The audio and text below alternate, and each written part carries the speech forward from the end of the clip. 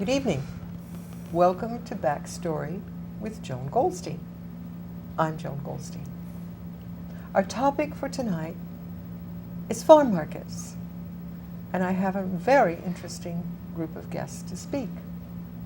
On my right is Leslie Berger, who is the director of the Princeton Public Library, and she will tell you about her interest in opening up the library to the community and to farmers markets.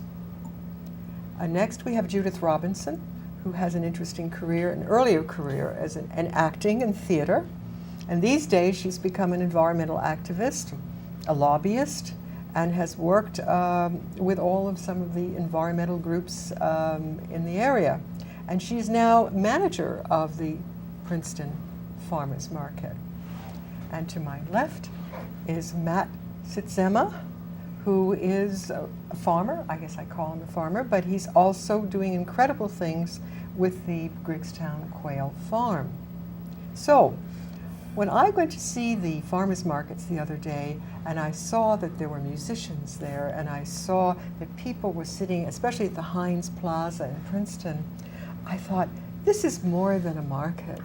This is a festival. This is like an old European marketplace. Was that your intention? Is that what you had hoped to do when you started doing this? Yes, yeah. It was my intention, and the library's been so wonderful in partnering. It was my intention to make it not just a market, but an activist energy for food, for fresh food, and to support the farmers in New Jersey, because they, as the land, people think there's not a lot of land left or a lot of farming in New Jersey, but as I've gone around, I've found so many wonderful small farmers, and they're so enthusiastic about their work. So the market is, yes, it's beyond just a market, it's a spirit.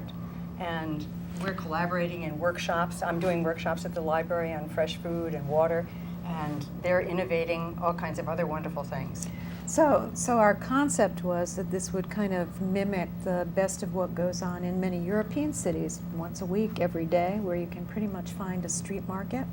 And we had this wonderful opportunity because of Heinz Plaza being kind of a gathering place in Princeton to bring the market there, because we knew people were congregating there already, whether it was just coming to sit there and have their lunch or to read a book or to meet a friend for coffee. So we had that wonderful synergy of having a place where people were already gathering.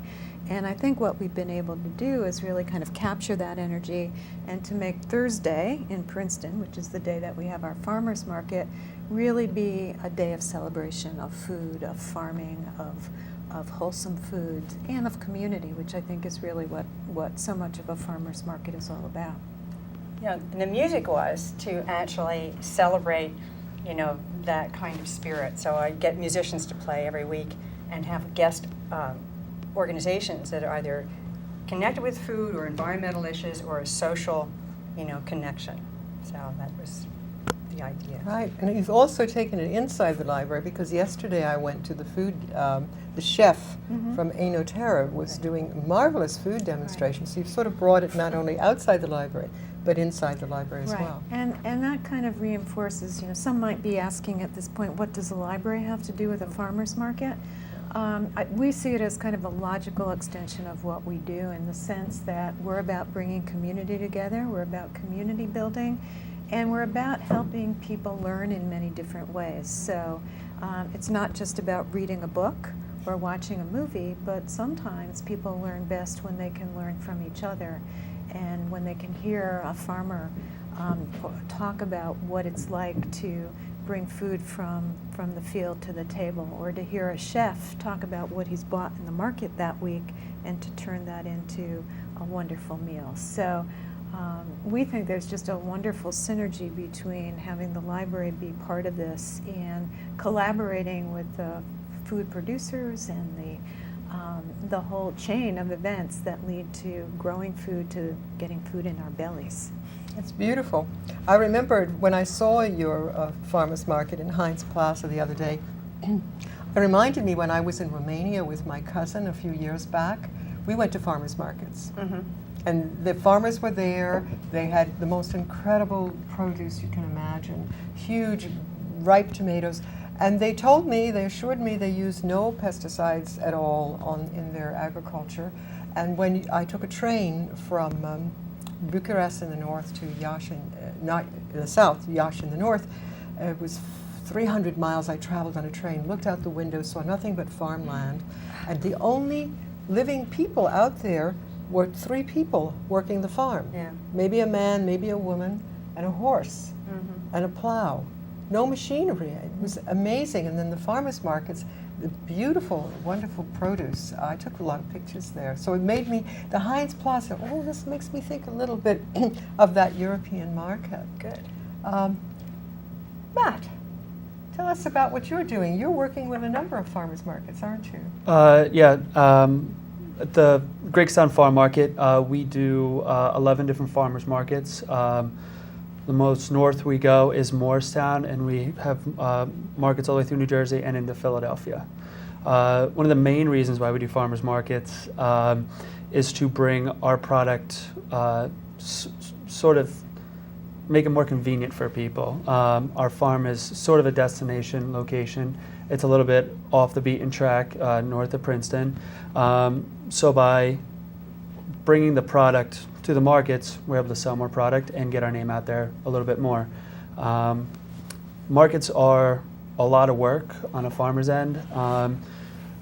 People say, well, you know, it's easy to throw a bunch of stuff in a van and bring it to a market and sell it, and you're making a lot of money off of it and stuff like that. But some days you have great days, and other days you don't. We've been preparing all week for the markets already, and tomorrow it might rain, so we might lose, 3 markets tomorrow, and we already have all the product prepared. Everything is ready to go, and so it is tough on a farmer's standpoint to do the markets, but it also is rewarding because you get to interact with customers. A lot of the customers that we have met at the market, you see every year. I've been doing, personally, I do a market in Burnersville. I've been going there for 6 years, and every year I see the same people. And it's like a reunion the first day of the market season, and they're upset when you're done at the end of the year. So you do have a sense of community when you do the markets. That's very interesting, isn't it? Yeah. I wanted to say something about the kids that come to the market. Oh, too. yeah. We have children coming to the market. The Y has programs and stuff like that. And I tell you, one of the best days were when at the library table, the kids made these little shakers with beans inside. And I had a musician going, and the kids came and lined up in front of the musician, and they were playing along with the musician and dancing. And it was such a wonderful spirit. And you talk about Europe, having so many more markets. To me, that is that openness for people to feel part of a community, to get out and really, breathe freshness. And we not only have vegetables, we have cheeses, we have wonderful breads, we have beautiful flowers. So you have this gorgeous framework that you're sitting down and are walking through. And I love it because I see people smiling all the way through the market. It's true. They don't smile in ShopRite. Oh. Everybody's happy. Everybody's And happy, I'm always exactly. going around talking to the farmers Yeah. and how are you doing, and everybody is happy, and Right. it's just a wonderful feeling that maybe people could carry this out through their lives for the rest of the day or the week. Well, it also brought to mind memory when I was a child. My mother didn't shop in supermarkets. I don't even know if we had a supermarket around. It was all little tiny shops. Mm-hmm. There was the vegetable store, there was the fish store, and so forth. And all the interactions were very pleasant. They knew each other by name, although they called each other Mr. So-and-so or Mrs. So-and-so. They didn't use first names. But there was always this friendliness and this sense of, this is a fun time. So when I was living in Manhattan, I did the same thing. I went into a vegetable market, and the man always said to me, just a minute, I've got something in the back. Right. And he'd go in the back and bring something that was apparently better than what was sitting out on the display for you. Now, this was his marketing skills, but it made you feel good. Well, I think that idea about creating connections is Yeah. really powerful, and so for many of us, shopping has been kind of an anonymous experience. You go into kind of this sterile, big box environment, and I guess some of the supermarkets are getting better about making it be a little bit more personal, but in the end it's still kind of huge business feeding into these markets where the ability to go into go to a farmer, the same farmer year after year, week after week, and buy your eggs and buy your meat is just a wonderful connection that I think we've lost so much of in this country. So I think that's why it's so powerful to really think about these markets doing more than just selling food. They really are building community. And it just seems to me it would be really lovely, and I know this is kind of a challenge of how you do this in New Jersey, although they do it elsewhere in the world, to keep these markets actually going throughout the year so that we're selling food I'd like that's to do that. kind of seasonal. Yeah. Because even in the middle of winter, you can go into a market in Paris or in Rome and still buy produce, some of it probably being trucked in from southern climates in those countries. But the idea that you do your weekly shopping in one of these markets is really wonderful. I would love to do So that. in my next Yeah. life, I'm going to have a year-round market someplace. Right. Oh, I love Well, it. there is one in Stockton, but I'm looking into how to do that in Princeton. Yeah. So maybe we can do it. But the relationship you're talking about, I just want to make this, is the relationship with food. Yes. When you go to a supermarket, what kind of relationship do you have with your food? It's under plastic, first Yeah, of it's all. plastic, You can't it's even just, see what you you're know, getting, yeah. and things are kind of piled all around. Whereas at a farmer's market, you have to relate to the food, and you relate to the person who either grew it or Right. brought it, you know, to the market. Yeah. And it shifts the whole way that you then take food into your body. You have respect for food and its enrichment. Yeah. Yeah, and by the way, Matt brought us these vegetables from his garden for our show, and these lovely flowers as well. But I think this food is visual first and foremost, and we kind of lose that when we're in things are under plastic. So I can remember being taught by my mother what is right, how to pick things, how Smell to it. smell it. Yeah, I think I shock people sometimes if I'm in a supermarket and I pick up a melon. And I I try to smell it. smell it because then I know how ripe it might be, and the people are looking at me like, "What's she doing, smelling melons?" You know. But yes, it's all this visual, olfactory. These are the other aspects of food that we've gotten away from. I think one of the reasons why our farm, and especially farming in New Jersey right now, is becoming a little bit more successful and a little bit more out there, is because people are now becoming more educated than ever on where food comes from and seasonality of product. I was I had a dinner party 2 weeks ago with Slow Food, and it was like a roundtable discussion about, you know, what makes food so great and what does it take in the community and sitting around a table with family and like all of our past experiences. And it was interesting talking with the other people at the table, myself being the youngest one there, having people who are, you know, middle-aged being like, well, all we had growing up was canned fruits and vegetables. That's all we had. You know what I mean? And that was the era in which they grew up in, or the, you know, that's just the way it was. Whereas when I grew up, all we had was fresh fruits and vegetables because I grew up on a farm. So that's the only thing I've really ever known. You know what I mean? And when my parents sold our farm about 20 years ago, it was devastating almost sometimes because there was no more homemade pickles in the cupboard. You know what I mean? Because my mom didn't have a big garden anymore. There was no more, you know, green beans that we had to pick, even though we complained the whole time while we were picking them because who wants to pick green beans when they're like 5 years old? So it's almost become full circle now that people want that relationship again, and people want to know where their food came from. And I believe one of the reasons is no one remembers how grandma cooked. You know, there's that disconnection between a generation. Now people want to, you know, they remember going with their grandmother to the butcher, to the meat shop, to get produce. And, you know, for whatever reason, it skipped a generation. Now people want that for their kids.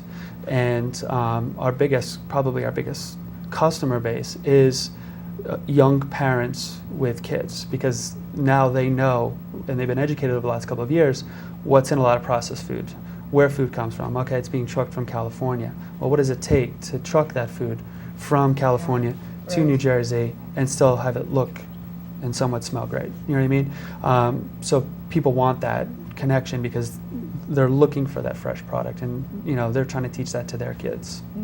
So So what you're doing, what you're involved with, is much more than the selling of produce. It's about culture. It's about our culture, and bringing back to our culture the values that we felt were enriching, and that we seem to have lost. Not only losing the culture and value of food, and how it's grown, but also the nutrition side of it. So it has the health side to it too. Because here we read these alarming articles about how so many Americans are overweight and living on fast food all the time, and here's this, here's the answer. Here it is. How do we bring them from there to here? Well, you've gone full circle, man, haven't you? Because you did go study culinary school as well. Yes. So you've worked as a chef. So you've been at almost both ends of it. Yeah, I mean, I have been on both ends. Like I said, I grew up on a farm, and I went to culinary school. Now I'm back on the farm, doing both cooking and with our prepared food business and selling our fresh product to other markets and so on, and now with our own vegetable garden. It's like I said, it's always been pretty much instilled in me with this fresh product. And one of at least my slogans is the hardest thing is the simple things done well. And so in order to have just a great carrot or a great carrot dish or something like that, or a great salad, all you really need is fresh greens and a simple olive oil or whatever vinegar you're going to need. You don't need to put 52 different items in it to make it taste great. You just need very simple, good ingredients.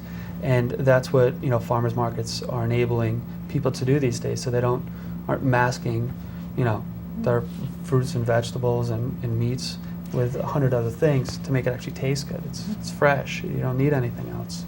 I think one of the lagging is that when people are told to eat healthily, and what does that actually mean and why? And I think that has been skipped over both in schools and in our culture. Is why do we eat healthily? Really, why?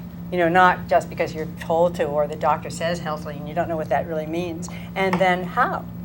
How to actually cook, how to actually market, how do you tell something's fresh? And then what you're talking about nutrition, the FDA has done studies, and the nutrition in the last 25 years of our produce has dropped, the nutritional value actually, and that's because of agribusiness and the use of high chemical farming, because they're not rejuvenating the soil. So therefore the soil is empty and you're going to get emptier produce out of it.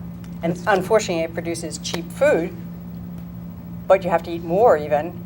Less quality. Yes, less quality. And you really don't need a lot of food. No. You can eat, eating smaller in many different ways, or many different times a day. And you feel more nourished and satisfied. I can call attention to a book. I'm unfortunately always ahead of my time. I'm not sure why. That's a good thing. Thank you, Leslie. I wrote this book, and it came out in 1990. It was called Demanding Clean Food and Water, The Fight for a Basic Human Right. And basically I went back and looked at what Rachel Carson had done and what was going on with agribusiness. And I was, it's wonderful to go back and look at something you wrote, but you don't remember all that you wrote. And I noticed here that I was looking at talking about the New Jersey pine barrens. And there's this change that comes about. During the changing years of the 1930s and beyond, the situation transformed drastically, and many of the small family farms disappeared. Workers for the massive agribusiness became a separate labor force from the overseeing farmer. So you see, this was really the changes that happened to us, a part of a larger change in terms of kind of industrialized food, industrialized agriculture, and so that's why the small family farms began to disappear. They were bought up and eaten up, and they couldn't deal with the competition. Because if you sell volume, you can sell for less. So they were selling things for volume, and therefore too competitive for the small farmer. You had to have, come from a family where they would say, you don't need a lot, but you want quality. Yeah. And when you had that focus, then you knew what was important.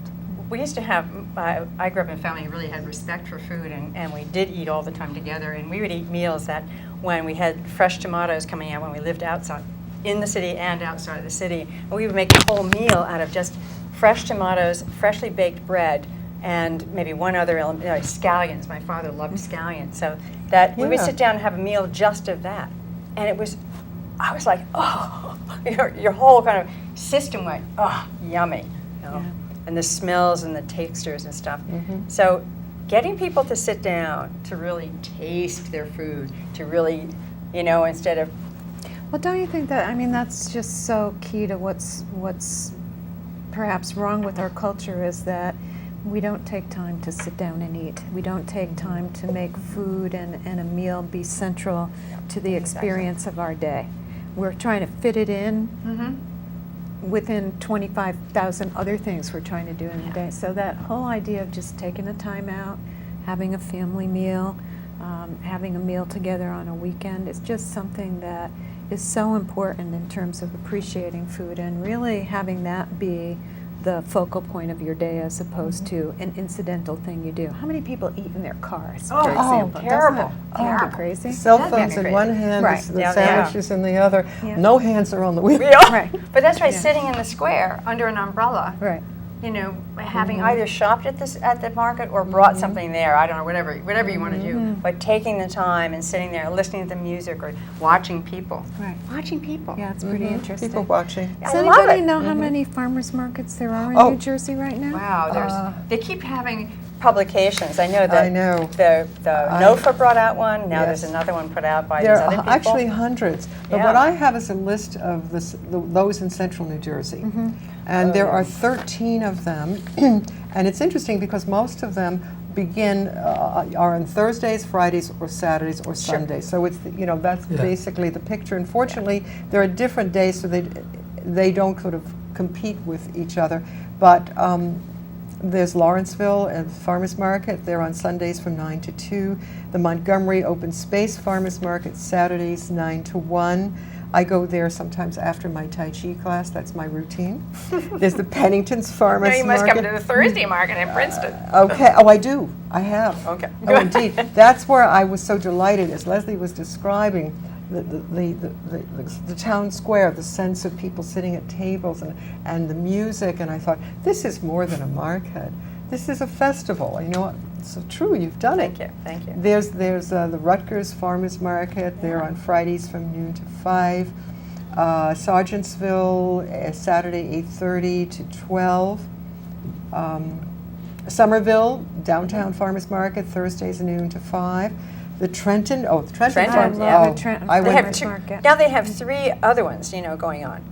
Within Trenton's market, yeah. No, within Trenton. Within Trenton? Yeah, because the food desert in Trenton was so now they have 3 other ones that have penetrated Trenton. Great. Yeah. Yeah, Great. because they're on Oh. Thursdays noon to 5. I used to go there with a friend on Fridays, and we used to do a lot of shopping. Yeah. It was interesting because I'm a people watcher, maybe because I'm a sociologist, or maybe just because I'm a curious person. But I love watching people, and I was so interested to see who goes there, who shops there. Where are they coming from? What do they buy? There's the West Windsor. They have musicians. They have food cooking demonstrations going on. So that's another extension of it. So they're from Saturday from 9 to 1. And then the Stocktons is Friday 11 to 7. So this is just in this general area, 13 of them. And apparently it's a growing thing. It's a growing movement. I just want to say we don't have any crafts in our market. Yes, you do at the library table. Oh, I'm sorry. Well, there's yes. The But we don't library have has any a- craft marketers. Oh, you mean craft as in selling no, I don't crafts? have Okay. any craft Nope. marketers. They're vendors, and we want to keep it just for farmers. But in either the end of October or November, we're opening it up because the library has given us the community room, and then we're going to invite crafters to come in and combine it and have a harvest, end of the market celebration. Oh. So. And Lovely. we're going through October 28th? This may be on the 28th or November 4th. Okay. So. Okay, Just wanna- I watch your emails, Leslie, from the library, and check out anything that Okay. I want to go there. We have Facebook. We're on We're on Facebook, Facebook. we're on The market Twitter. is- yeah. I promote the market every week in my e-newsletter. That's So right. we need to get you in our market. Matt, what's the story? What's the backstory? All right, we'll have that conversation We'll We'll have talk. that offline. conversation It's, afterwards. Leave that one. it's tough for us to do every farmer's market, and we have to look at markets on a selling basis. So I can only have so many people do so many markets, and it costs me a lot of capital in order for me to go to a farmer's markets with the tents and tables. And so, fortunately, sometimes we have to not attend all of them. that's about it. So Okay, I think he did he's yeah. got a smart man here. Okay, so we have a couple of minutes left, and I just wondered maybe if each one of you want to take a minute or so and just say what you would most like to happen or to come out of your efforts of what you're doing. So Leslie, what would you? Well, I think it's that community connection, that people gather at a central location in Princeton, and all walks of life are coming together at this intersection in the middle of town, and that people are learning about food, appreciating the bounty of the harvest, and really enjoying good food throughout the season. So that's wonderful. So you're saying that the farmers market can be a source of community building. Yes, absolutely. And I think that's just a beautiful idea. I like it. Oh, and that Jules? has been one of my goals too, because we're also involving the another community, the immigrant community too, in making bags for our market to sell. Oh, okay. Yeah, because I've seen so many plastic bags going through, and I say, no, I don't want those. But for me, the market is an expression of the health of the environment, of people learning about the health of the environment and how that affects the health of the food that goes in your body. So they're all interconnected. All interconnected, Yeah. and to me, food can be a way of bringing people together so that we're not fighting, we're actually gathering around We something that Learn can to help like us. each other again. Well, Learn it's to care also about each saving other. the earth. Yes. We must be more cognizant to how we are stewards of this earth, and we cannot drain the nutrients out of the earth and then expect that to keep sustaining us as people. So Very good stuff there, Judith. that's for me is the Okay, overall, the Matt? bigger picture. Sorry. I think the biggest thing on a farmer standpoint is farming in New Jersey is not getting any easier because of labor issues, taxes, competition from other states coming in, especially in restaurants and our distributors and stuff like that. So for us, it's just a way to become more innovative and to, instead of going through distributors and stuff like that, it's easier to go direct to the customer. It takes a lot more time and effort on our part, but it's what's keeping at least our farm successful at this point. So That's it's interesting. So it applies to how business can be more successful.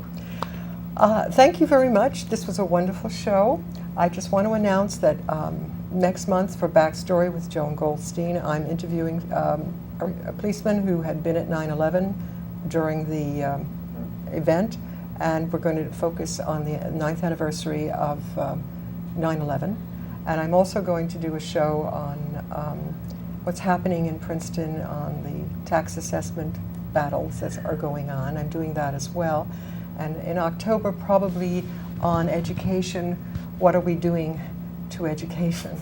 So you can see why Backstory with Joan Goldstein can go in a lot of directions, because I'm looking at all sorts of social issues.